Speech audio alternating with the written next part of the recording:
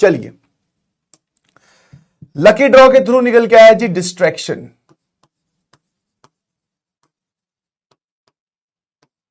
ठीक है, आज इस पे बात कर लेते हैं। सबसे पहली चीज, सबको होता है, यस, इन एवरी एज। ठीक है, हाँ है ना। इसके अलग अलग रूप हैं, जैसे आजकल जो प्रचलित रूप है दैट इज रील्स, है ना, या फिर आप बोल सकते हो यूट्यूब। ठीक है ना। फिर एज वाइज, ठीक है, जिसको आप बोल सकते हो सर मेल फीमेल, ठीक है ना, वो या आप बोल सकते हो मतलब अट्रैक्शन, जिसको आप बोल सकते हैं अट्रैक्शंस बिकम डिस्ट्रैक्शन। ठीक है, एंड और क्या है, गेम्स वगैरह,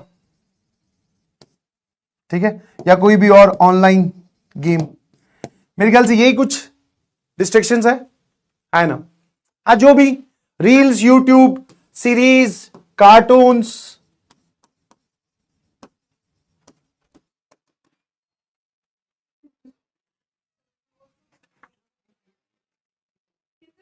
है ना।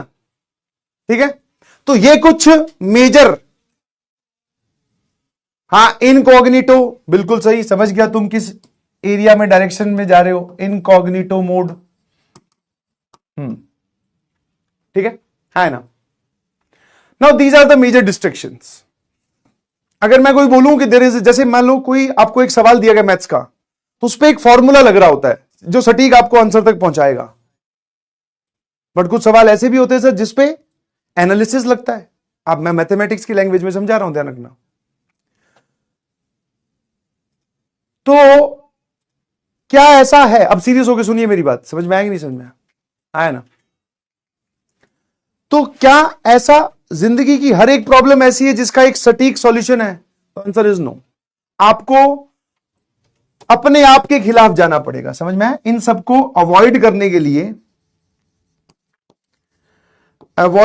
लिए, अपने आप के खिलाफ, अपने आप के खिलाफ, और अपने आप के खिलाफ सबसे मुश्किल काम है जाना। समझे नहीं समझे? ठीक है ना। अभी इसकी डिटेलिंग में जाएं कि सर मेडिटेशन करो, एक्सरसाइज करो, दीज आर द पार्ट, बिल्कुल सही कर सकते हैं आप, बट सर हमारे पास उतना टाइम ही नहीं है अभी। तो बेसिकली फिर आप सर क्या कर सकते हो, जिस चीज का अगर कोई शॉर्ट कोई तरीका नहीं है, तो फिर हम क्या कर सकते हैं, जिन लोगों ने ऐसा किया उनसे बात कर सकते हैं। मैं आपको एक बहुत बढ़िया एग्जांपल बताता हूं, ठीक है, मेरी बात ध्यान सुनिएगा प्लीज, 5 मिनट जरूर लूंगा।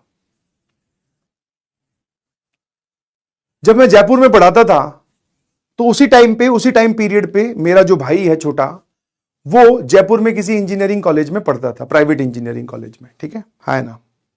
तो मैंने जयपुर में जाके रूम ले लिया, जयपुर शहर के अंदर मेरी कोचिंग के बगल में, और उसका कॉलेज थोड़ा आउटस्कर्ट्स में था, बाहर की तरफ पड़ता था। तो उसको पता था कि मेरा भाई, रियल ब्रदर, सगा भाई, बड़ा भाई आ चुका है, तो वो सैटरडे संडे को कई बार मिलने आ जाता था, क्योंकि उसकी हॉस्टल की फीस ऑलरेडी पेड थी, तो वो अपने हॉस्टल में रहता था।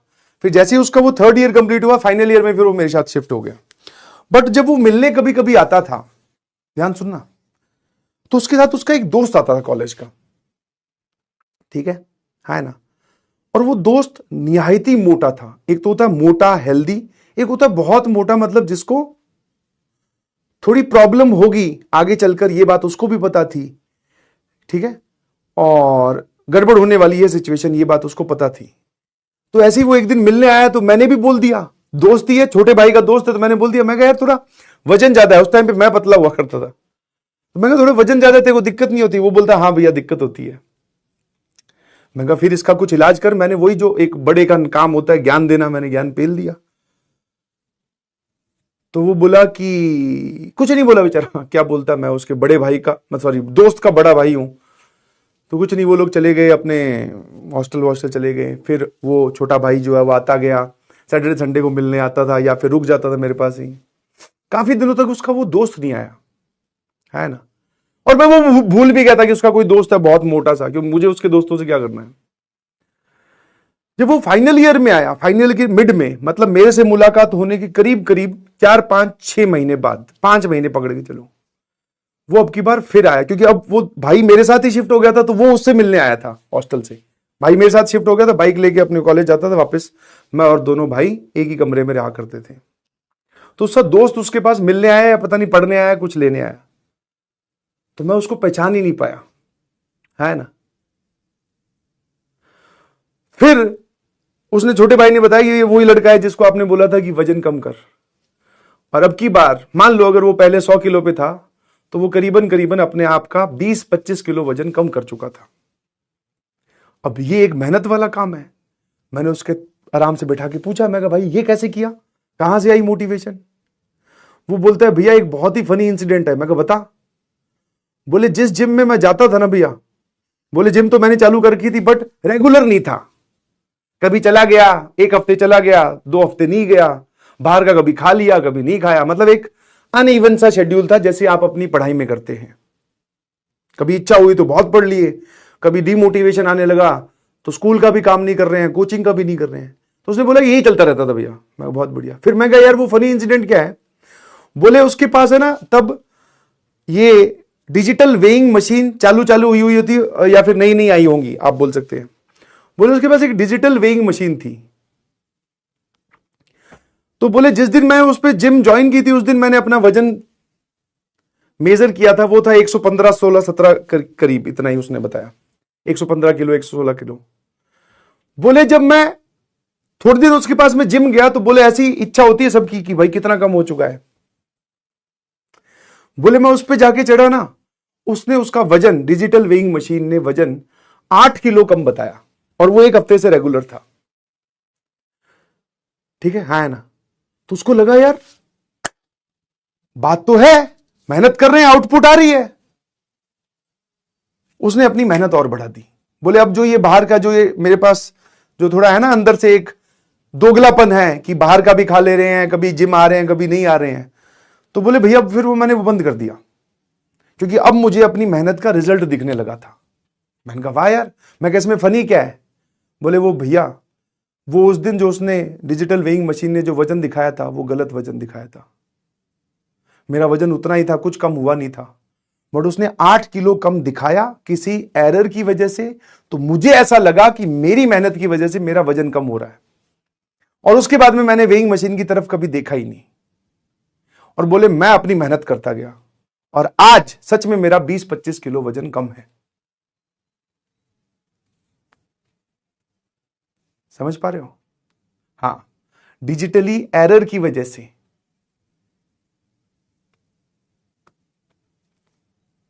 क्या सीखे इस कहानी से? कि अगर मैं आप सभी लोगों को बता दूं कि आईआईटीएन बनने के बाद में आपके घर पे क्या माहौल होगा, आप कैसा फील करेंगे, आपकी जिंदगी में क्या उत्साह होगा, वो डिजिटल वेइंग मशीन गलत एरर दिखाकर मैं आपको बता दूं, तो आज से ही आप ये सब छोड़ देंगे अपने आप। किसी चीज की जरूरत नहीं पड़ेगी, ना किसी दवाई की, ना किसी मोटिवेशन की, ना किसी और एक्सटर्नल फैक्टर की। खुद छोड़ के भागोगे, देखना। बोले सर ये बहुत जोरदार चीज है, ये कहां लगे हुए हैं इनमें? आई अंडरस्टैंड, मजा आता है इसमें, बट सर जो आप हमें दिखा पा रहे हैं, जो आप हमें प्रोजेक्ट करवा पा रहे हैं, उसमें तो खेल ही अलग है। तो बस वो दिक्कत सिर्फ इतनी सी है कि हमारे पास में एक ऐसा आईना नहीं है जो हमें यह दिखा सके कि अगर मैं कॉन्टिन्यूअसली सारी डिस्ट्रैक्शंस को अवॉइड करते हुए अगर मैं मेहनत करता रहूं, तो जिस दिन रिजल्ट आएगा, जिस दिन आईआईटीएन बनेंगे, उस दिन क्या फील होगा, वो अगर हमें अभी कोई दिखा दे बैठे बैठे यहीं पर ही, तो आप सब छोड़ दोगे। दिस इज माई गारंटी, है ना। तो बस अब इतना सा आपको मोटिवेशन चाहिए, इतना सा अपनी विल पावर स्ट्रांग करनी पड़ेगी कि वो सीन आप खुद इमेजिन कीजिए, और इन सब चीजों को छोड़ दीजिए प्लीज। और जितने लोगों से मैंने पूछा है, एक ही तरीका होता है, पता नहीं एक दिन उनके क्या सनक चढ़ती है, बस इनमें सारी चीजें छोड़ देते हैं।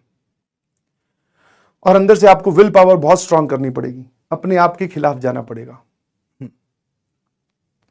ठीक है ना? क्या मेरी बात समझ गए?